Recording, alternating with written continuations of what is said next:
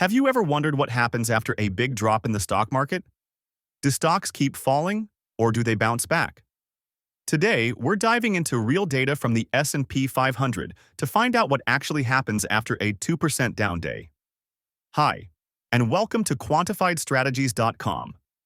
On this channel, we break down trading ideas using data, not opinions. In this video, we'll show you what happens in the days after the S&P 500 drops 2% or more in one day. Let's get into the backtest. Here's what we did.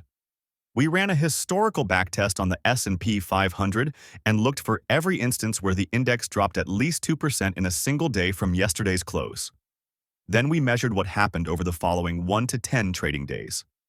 Specifically, we tracked the average return and the win rate. Here are the results. One day later, the S&P 500 was up 56.8% of the time, with an average return of 0.31%. 3 days later, 59% win rate, average gain 0.36%. 6 days later, this was the most consistent bounce, 61.6% win rate, and a 0.71% average gain. 8 days later, the best average return, 0.87%, with a win rate over 61%. And even after 10 days, the win rate stayed positive at 57%. So, yes, on average, the market does bounce back after a sharp drop. This doesn't mean you should blindly buy every dip.